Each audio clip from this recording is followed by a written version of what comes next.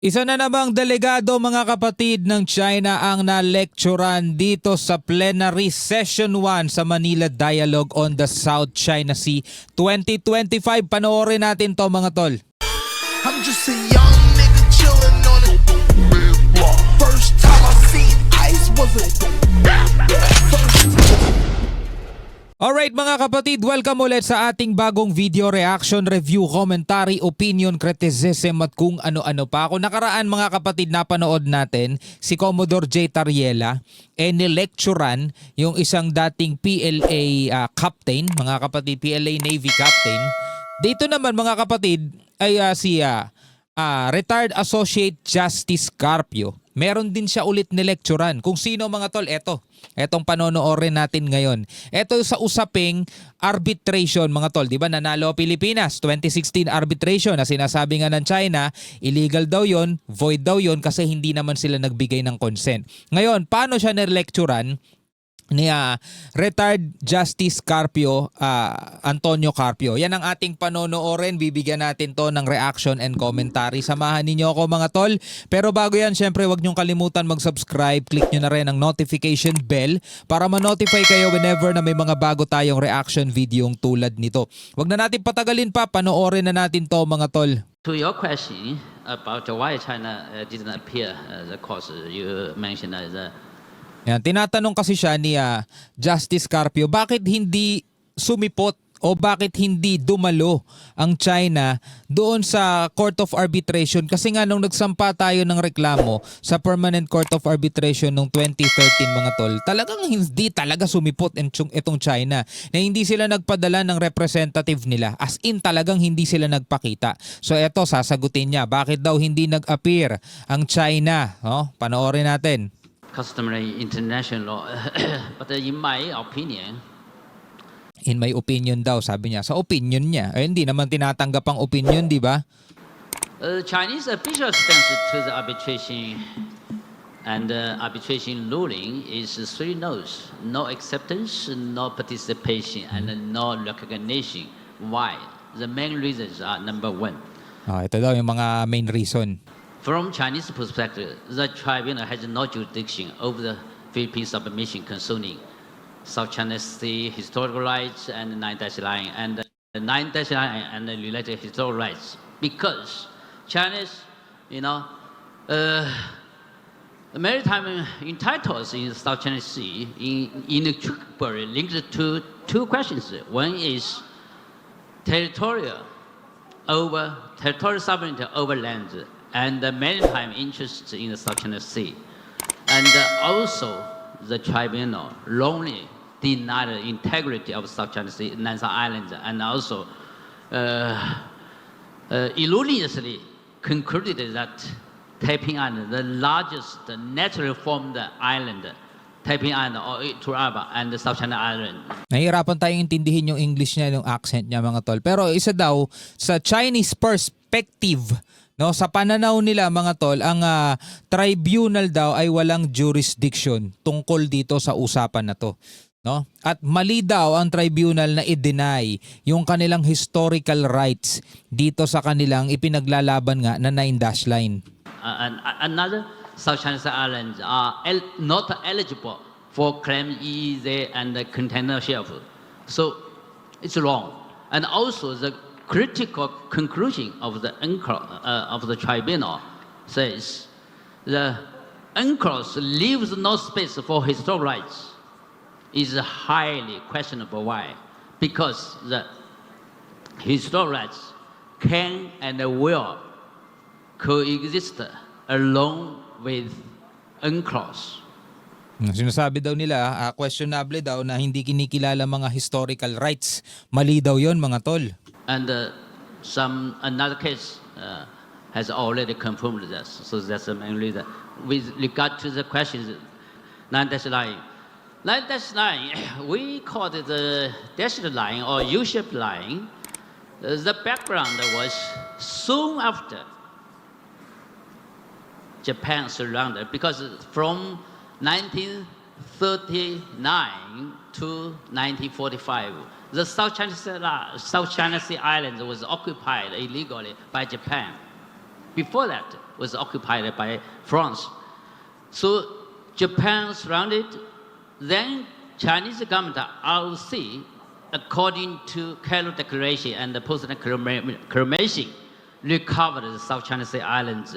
And then the first draft map was appeared soon after China recovered the South China Islands in 1947, and officially published the dashed line, 11 dashed line in 1948.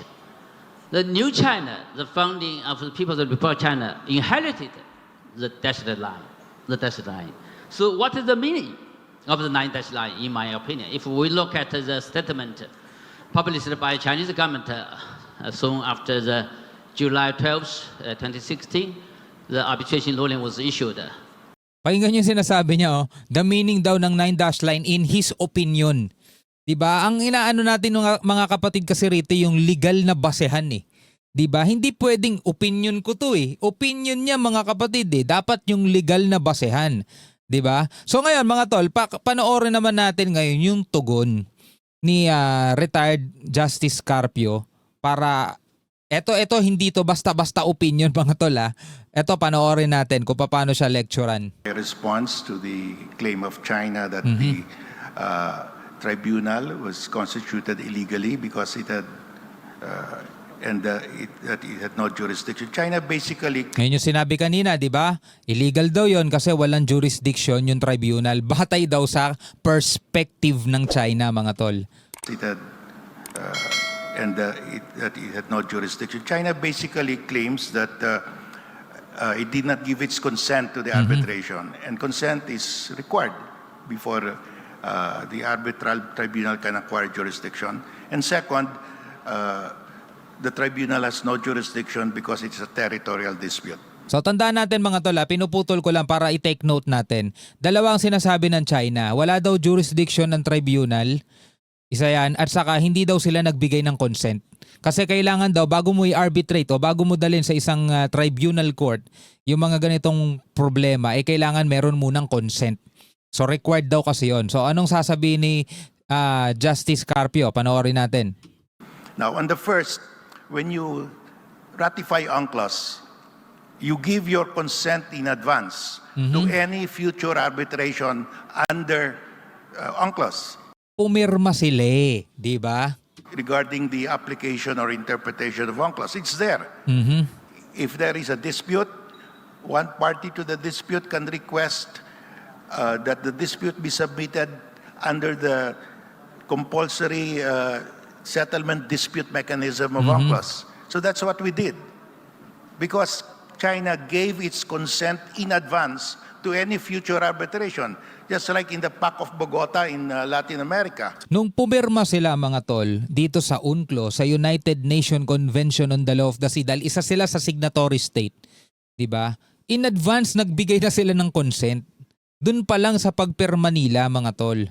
All countries signed the Pact of Bogota, and they said if there is any territorial, maritime, or any kind of dispute, we agree to submit it to compulsory arbitration in advance in case of a future dispute.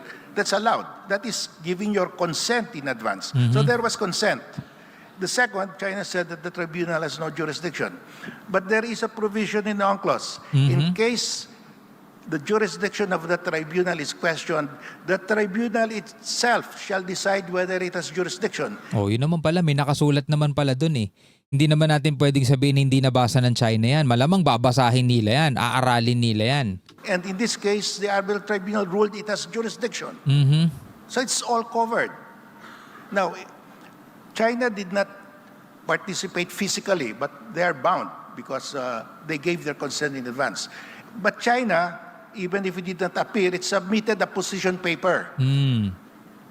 It submitted it to the tribunal. This is our position paper. And in that position paper, China said, Philippine territory is defined in 3 treaties. The 1898 Treaty of Paris, the 1900 Treaty of Washington, and the 1930 Treaty with the British demarcating our boundary in southern Philippines. So China said, those are the 3 treaties that define Philippine territory. We agree with China. In fact, it is in our Constitution. Oh, teka lang ha, putulin muna natin kasi hindi na natin nasusundan eh. Hindi man nag-appear physically ang China, mga tol, nagpadala sila ng position paper.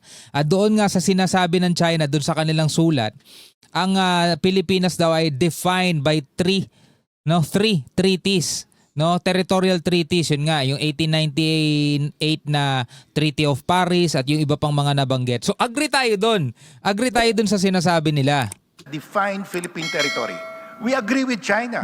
In fact, it is in our Constitution. China even quoted our Constitution of 1935. Philippine territory is defined in three treaties. We completely agree with China that Philippine territory is defined in three treaties. But where is the difference? The Second Treaty of Washington. Because in the Treaty of Paris of 1898, Spain ceded to the U.S. only the islands within the treaty lines. That's very clear. We admit that. But when the Americans came here, they found out that there were many islands belonging to the Philippine archipelago lying outside the lines of the Treaty of Paris. So they again talked to the Spaniards. They said, hey, there are many other islands outside the treaty lines. They negotiated and they signed the second treaty, the Treaty of Washington. And it says, there's only one article in the Treaty of Washington. There's one of the shortest treaties in the world. It says, Spain also cedes to the U.S. any and all island belonging to the Philippine archipelago lying outside the lines of the Treaty of Paris. Very clear. The second treaty clarified that all other islands belonging to the Philippine archipelago lying outside the lines were also ceded. China admits that Philippine territory is governed by the Treaty of Washington also. They're Yun naman pala eh. Inadmit naman pala nila, di ba? bound by that admission. And where do we find these islands belonging to the Philippine archipelago lying outside the line? You go to the three official maps of Philippine territory during the Spanish regime. 1734 Pedro Murillo Velarde map, you see there Panacot. Panacot is Bao de Masinloc, which is also called Scarborough Shoal.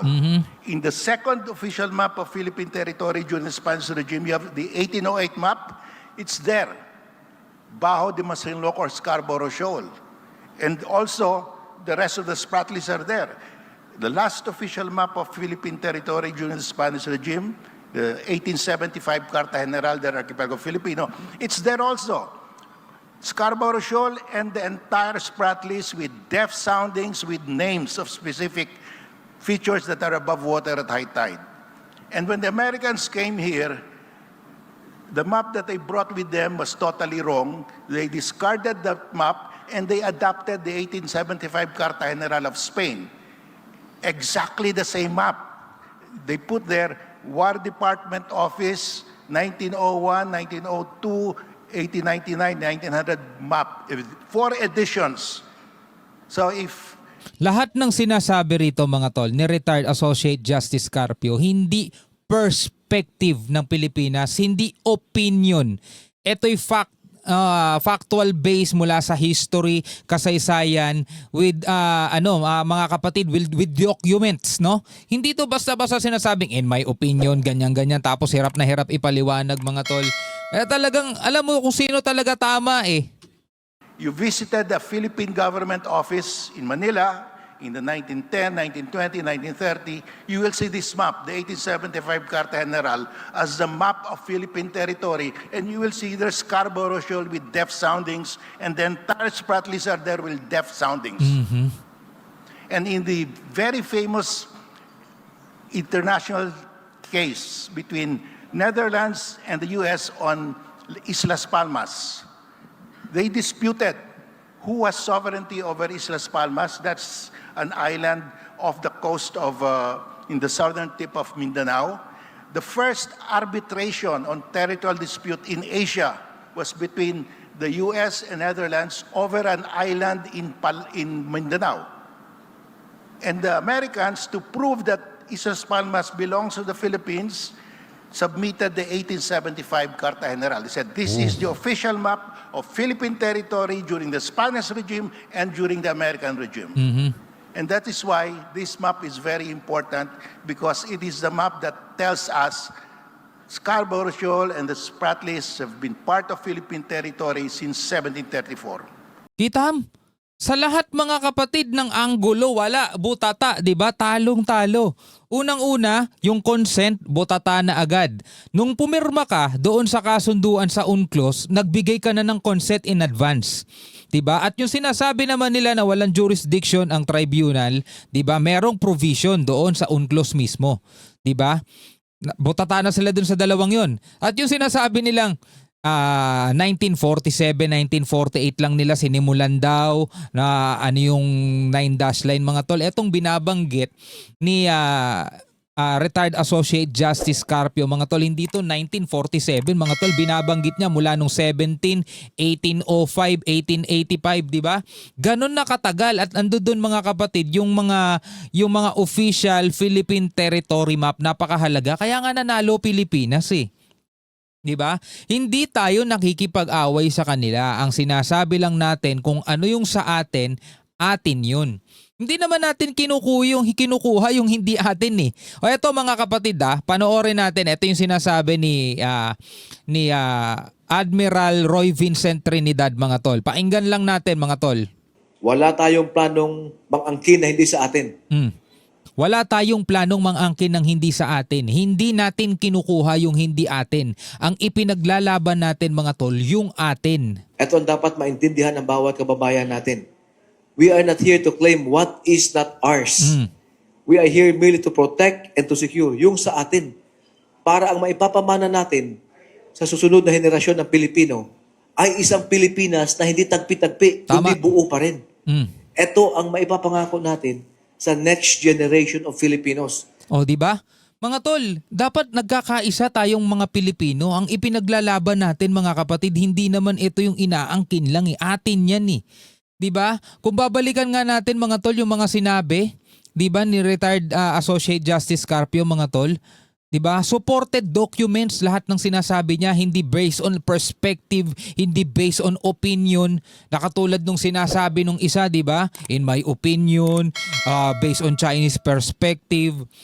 Hindi mo pwedeng sabihin based on Chinese perspective ratify, pumirma kayo dyan sa UNCLOS eh.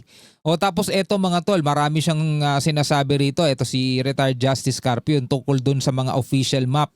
Diba? Nagpadala ang China ng kanilang position paper. Sinasabi niya ang Pilipinas territory defined by three treaties. O ina-admit natin, totoo, sinasang-ayunan natin sila. Sila mismo ina-admit nila yon mga tol. Dito pa lang alam nyo na eh. Diba? Panalo talaga ang Pilipinas. So anong masasabi nyo rito mga kapatid? Comment na lamang kayo sa ibaba. Hanggang sa muli, ako nga pala si Shobaldi. Peace out.